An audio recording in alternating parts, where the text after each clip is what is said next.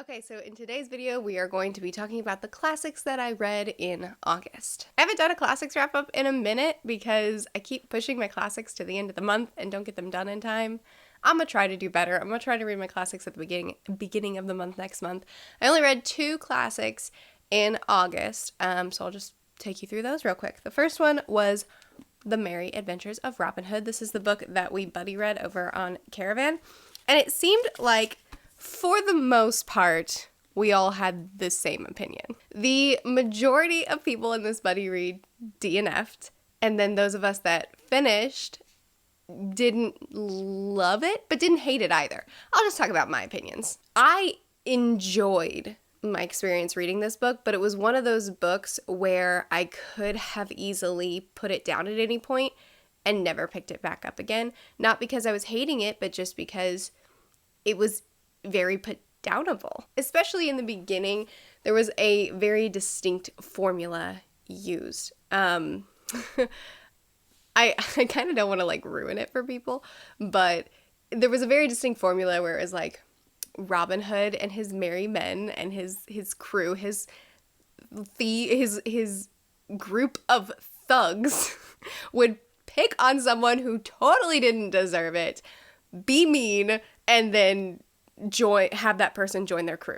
And then the crew just kept getting bigger and bigger and bigger. Eventually that formula was disrupted, which I'm very grateful for because it was super repetitive. And definitely the last third of this book probably was much more enjoyable than the first 2/3. But I will say this, it's very different from what you would think if you haven't read it yet. Robin Hood isn't really a good guy, he's not he's not a good guy who's doing bad things for the greater good. He's just not really that great, which is interesting. We're sort of reading from the perspective of a likable antagonist throughout the majority of this story. There's really not much redeemable about them.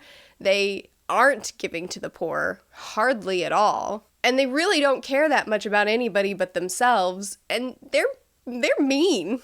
Yeah, it was interesting. I'm glad I read it.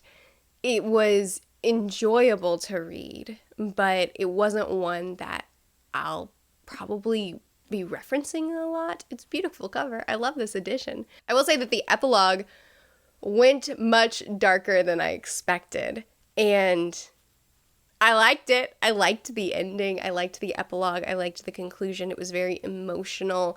And I got more attached to these characters than I really thought I had by the end. So I'm glad I read it. That's my summary. It's a solid 3-star book. 3 stars, that's middle of the road. You did your job. I enjoyed you. I think just partially because this is so episodic. Is that how you say that? Episodic? Where each chapter feels very individual as opposed to contributing to the greater story, which it does. It does contribute to the greater story. I just realized my mic is in this shot. Fixed. But the point is that I don't tend to like short story collections, and this definitely read more like that, even though it wasn't probably intended to. I don't know, dude. I have very mild thoughts about this book. Next, we have The Count of Monte Cristo, which multiple people said that it looks like I have an abridged version. I don't know, man. I just got the one my library had. But wow, was this book a ride. This book is also very episodic. It is also very, each chapter feels complete in and of its own, but it contributes to a much grander story. But I really liked the way this was executed much more. It was much less formulaic. It still kind of felt a little bit formulaic, but not in a really repetitive way. It felt more like each chapter was a complete episode in a TV series where you're satisfied with the one, but you're excited to see the grander story in the series as a whole. Look at me talking about TV. Anyway, this story was a ride. This story was jam-packed. Okay, I'm going to try to talk a little bit about this because I loved this book. So I'm going to try to talk about it, and we're going to try to keep it spoiler-free because I went into this completely blind. I had never seen the movie. I didn't even know what the whole point of this book was. I just knew that it came highly recommended. So I was like, yeah, okay, let's go. Which, man, if you're in my position, if you have the potential to go into this knowing nothing, highly recommend. So the story starts off following this fellow named Edmund, who's really just a nice old boy. He's in love with a lady that he wants to marry. He's living a good life. He has some friends. He's just a normal guy who gets screwed, put in jail for a very long time in a really awful situation, totally unwarranted, doesn't even know why he's going to prison. Befriends a fellow there. That's emotional. Some things go down, and then he acquires a fortune and transforms from Edmund to the Count. So in the first part of the book where we're hanging out with, is Edmund even his name? I think I'm saying the right name. I'm gonna go with it. I feel like that's right. It feels like the beginning was so long ago.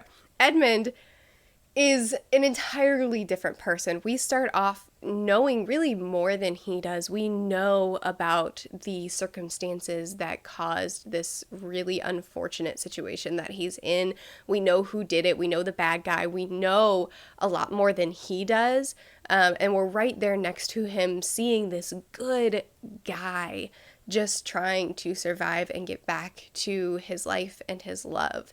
And it's perfect because it's just interesting enough to make, at least for me, to make me want to keep reading the whole time. And I got so attached to his character as I watched this truly good man go through truly horrible things, and just trotting alongside him. Then when he makes the shift to the Count, it's a big shift. He goes dark. And I loved that too. So the Count comes upon some money and from there devises a revenge on all the people that screwed him. So extravagant. I don't want to say too much. Let's talk about it this way. This book was so epic in scale. There's a large cast of characters, and we know them then and we know them now. So it's like 14-year gap, I think, that he was in prison. And so they've changed a lot over time. So everybody is basically a new character while still maintaining the roots of who they are. And it really felt, I mean, like I said, this might be an abridged version, but every detail felt important. It did not feel like there was a bunch of just words for words in this classic. Everything felt very intentional, and so many details came back around, and this was such an intricate, epic story where by the end, when things finally started weaving together, so the Count came up with this brilliant plot of demise to destroy, not just get back at. He didn't just want revenge. He wanted to destroy these people and their families that have harmed him. He was awful to the innocent and didn't care. And by the time he started to care and started to realize, I'm sort of turning into the people that I despise, it was a little bit too late. He was already there. I loved this arc of seeing this truly good man who got put in a terrible situation and chose to go dark. Like, he truly turned into the villain and became worse than the people that hurt him originally. It was such an epic story too, because all of these things, like, we went from knowing more than Edmund and watching him struggle through to him becoming the Count, where he was this brilliant mastermind that would do anything to accomplish the pain that he wanted to cause people. And then we were the ones in the dark, and we had no idea what he was planning. And it was this shift where he was mysterious to us as well.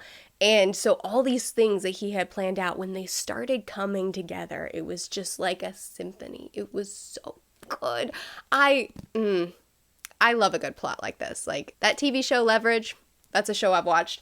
The Lies of Locke Lamora, like books where things are so planned out and you don't really know what all the threads are doing until they come together, and then you're just like, wow. There was this one character whose name starts with an E, and I have no idea how to pronounce her name, the one who's like, I'm not getting married, no thanks, I like my art. Love her. She was an awesome character. Mercedes was also such an interesting character. Man, I don't know. Maybe I might need to do like a spoiler review for this. Like, not review, discussion. Just a discussion, just a spoiler-filled chat about all the feelings I have and all the things that I experienced through this book. Because there's a lot. Anyway, these are the books that I read, the classics that I read in August. Really, they were both a good reading experience, so I'd recommend either, but I super duper recommend The Count. I would say that as far as writing style goes, it may not be the most accessible for entry classics, but if you've read one or two and you kind of have a feel of classic writing, go for this, because the writing, while it is very classical, like it is different from what you would be used to if you're not accustomed to reading classics, it's also extremely readable and not challenging whatsoever, at least in my opinion, and like so easy to track with. I mean, it's very complex, so you have to pay attention, but it's so easy to pick back up because there's so much happening. Highly recommend it. Wow. Chat with me more about these if you have read them or want to read them. I post videos every Sunday, Tuesday, Thursday, and Saturday. I'll see you guys again soon. Bye.